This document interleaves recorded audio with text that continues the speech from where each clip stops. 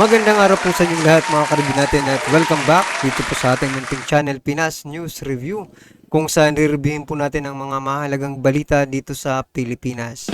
At ito nga mga karibin natin, Senator Aimee Marcos, yan na. Si PBBM napapaligiran ng demonyo sa palasyo. Yan mga karibin natin, no, ang sinabi ni Senator Aimee Marcos. At yan rin po ang ating aalamin mula po rito sa channel ni Pinoy Streamline. Yan, nasa description po ang full video link ng balitang ito. Subscribe na po kayo at kung bago ka pa lang at di pa po nakapag-subscribe, yan, sa ating munting channel, please don't forget to subscribe. At i-click na rin po ang bell notification para updated ka po sa lahat ng ina-uploads nating reaction video. At ito na nga, sama-sama at sabay-sabay po natin pakinggan, panoorin at bigyan ng reaksyon ang balitang ito.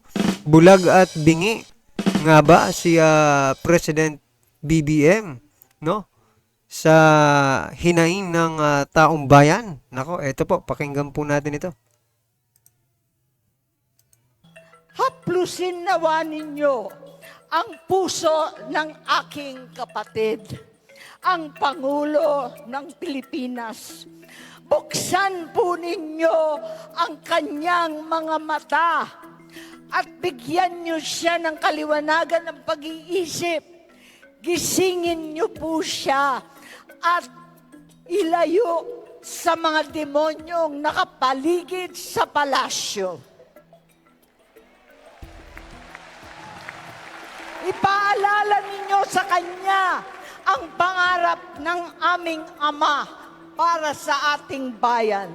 Maging gabay, sana ang kasaysayang humubog sa aming pamilya. Napakinggan niya ang sumamo ng nakararami. Huwag bugyuin ang mga nagtiwala.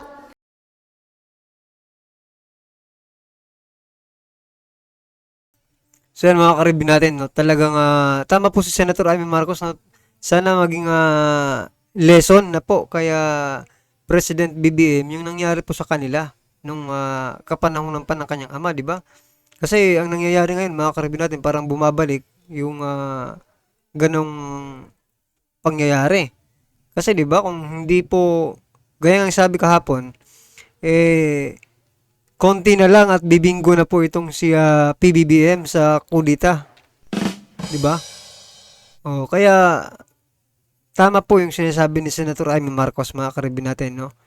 At yung mga kumukontra po kay Senator Aimee Marcos, naiintindihan po natin yun ng mga tao kasi alam naman po natin na mahal po nila ang mga Marcos, no? Pero iba nakikita po ni Senator Aimee Marcos yung pagkakamali ng kanyang kapatid. So, bilang nakakatandang kapatid, mga karibin natin, ay gusto niya lang pong itama, di ba? Yung pagkakamali ni PBBM. Masama po ba yun? At maging rason na ba yan para magalit kayo kay Senator Aimee Marcos? Di ba? Hindi naman po pinasasama ni Senator Aimee Marcos si PBBM. Instead, gusto niya pa itong tulungan, di ba? Na magising sa katotohanan, no? At malayo nga diyan sa mga demonyo diyan sa palasyo, di ba? So, wag niyo pong tirahin si Senator Aimee Marcos kasi kung mahal niyo po si PBBM, mas mahal niya po ang kanyang kapatid. Kasi kapatid niya yan di ba? Kayo ngang hindi ka ano-ano ng mga Marcos, supporters lang, di ba? Mahal niyo si PBBM, ito pa kaya na kapatid niya. Hindi niya mahalin yung kapatid niya. Kaya nga po ginagawa niya ito di ba? Para matauhan, magising si PBBM. Para hindi matulad sa kanilang ama, di ba? Yun po ang gustong ipahatid or iparating sa atin ni Senator Aimee Marcos. Huwag sayangin ang pagkakataon. Huwag na huwag ipaubaya ang bayan sa mga sakim at uhaw sa posisyon. At sa araw ng panunungkulan, laging ihuli ang anuman pansarili. Bigyan niyo po ng lakas ng loob ang bawat Pilipinong hinahamon ng kasalukuyan. Manindigan para sa tama. Labanan ang puwersa ng mga mapanlinlang na umaabuso sa kawalang malay ng pamayanan dahil sa kakatuan ng katakawan sa kapangyarihan. Ipaalala po ninyo, mahal na Panginoon, sa Kongreso na sagrado ang tiwala ng bawat Pilipino, na ang botong ipinagkaloob sa bawat halal na pinuno ay bunga ng kalayaan at demokrasya. Protektahan nawa ninyo ang ating Vice-Presidente. Ang kagandahan taglay ng kanyang puso, pagiging matiisin, mapagpatawad, at mapagkalinga. Kami po ay iyong iadya sa makasariling ambisyon, kawalan ng malasakit, at pagkabulag sa kapirasong kapangyarihan. Palakasin ninyo ang kalooban at kalusugan ng mga pinuno ng bayan upang makapaglingkod ng mga katapatan, simpatya at pananagutan. Ang lahat ng aming isipin, gagawin at sasabihin, punuin po ninyo ang aming mga puso ng biyaya upang ang lahat ng aming gagawin o hindi magagawa ay naaayon sa banal ninyong kalooban. Tulungan mong mahalin ka namin tulad ng pagmamahal ng JIL ng buong isip, buong puso at buong lakas. Naway maging inspirasyon ka sa amin na aming mga gagawin para sa ikigiginhawa ng aming kapwa, ng aming pamayanan, ng buong bansa. Inalalapit ko sa iyo ang bayang ito. Basbasan niyo ng katapangan ang mga kapwa kong senador, lalo tigit ang aming Majority Leader Joel Villanueva, upang manindigan para sa aming institusyon ang ating konstitusyon at ng mandato ng taong bayan.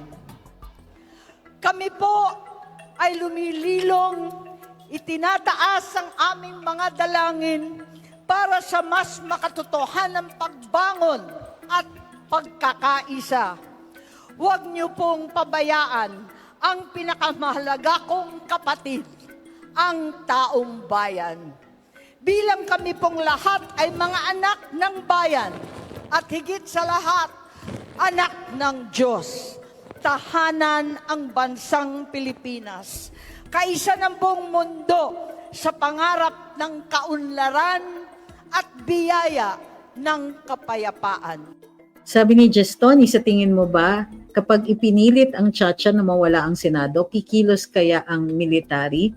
Hindi ko po alam kung kikilos ang military kasi ang opening lang nila sa ating saligang batas for them to move legitimately is to protect the people or to protect the state. So, kung sa tingin nila ay wala naman tayong in any grave or imminent danger, hindi sila gagalaw. And why should they? 'Di ba? Ano ang kanilang partisipasyon? Hindi dapat sila nagpa-participate in partisan political activity. So, muli, bakit nag-iintay tayo ng ibang tao na mag-rescue sa atin? Ang kailangan, wag tayong sumang-ayon dito sa pagbabago sa ating saligang batas, gawa nga ng mga taong alam natin matindi ang self-interest at hindi naman nakikinig sa ating sa taong bayan. Wag po kayong mag-all caps, di ko nababasahin yung mga all caps na mga tanong. Sabi ni Boyet, Magno, unicameral is photocopy of the older Marcos rubber stamp model. Oh. So siguro, ang dapat nating kinukulit yon ay yung hashtag, hindi mo pera yan. O Kongreso, ang dami nyo nang ginawa, pero hanggang ngayon, hindi nyo pa rin sinasabi saan ninyo ginastos yung inyong MOOE. Ano ba naman yung sabihin nyo sa amin na, o ito, gumastos kami para sa furniture. Hindi naman kami humihingi ng specifics katulad ng ano bang style ng furniture na yan. Sofa ba yan? Di ba? O meron kayong recliner, yung mahal, mga ganyan. Hindi naman kami magtatanong, gusto lang namin malaman kung ginastos ninyo ng kaakibat doon sa kanyang purpose. In the meantime, di ba, nililingat nyo lang ba kami din pagdating dito sa charter change? Kasi hindi nyo naman kami tinanong eh. Sinasabi ninyo, hindi, kailangan natin ng charter change. Magka-people's initiative pa kayo, pero yung people's initiative nyo kaloka-loka naman. Kailan ba namin hiningi na lumawak ang powers ng Kongreso para sila lang ang makakapag-propose ng mga So yan mga karibin natin, talagang totoo po itong sinasabi ni ma'am, no, na parang diversion tactics lang po ito nila para hindi na po pag-usapan yung mga, 'di ba, yung pondo na kung saan yung hinihingi ng taong bayan yung resibo, 'di ba? Napakatagal na po niyan. Oh, 'di ba? Parang dinadivert lang po nila yung issue para hindi na mapag-usapan pero hindi po yan makakalimutan ng taong bayan. Ako. Mhm. At saka ito pa mga karibin natin kung talagang gusto mo ng taong bayan, no? Itong People's Initiative. Hmm. Sige nga, itong mga malalaking nagsusurvey, di ba? Yung mga nagsusurvey mga karibin ng presidential, senatorial survey, mag-survey nga po kayo, ah, kung talagang sang-ayon po ang taong bayan dyan sa gagawin nilang charter change. Hmm. Di ba? Yun na lang muna. Wag muna kayong magpapirma. Sige, mag-survey muna kayo. Kung totoong sabihin na natin na 90% or 70, 80% ng Pilipino, di ba? Or kahit 51% ng Pilipino, ha? Ay sumang-ayon diyan sa Chacha, sa sa gagawing survey. Kahit hindi na po kayo magano, kahit hindi na po kayo mag papirma ng People's Initiative, di ba? Para magkaalaman. Kasi pag survey, mga karibin natin, malalaman po ng taong bayan kung para saan yung pipirmahan nila, di ba? Hmm. Malalaman ng taong bayan kasi tatanungin naman sila di ba?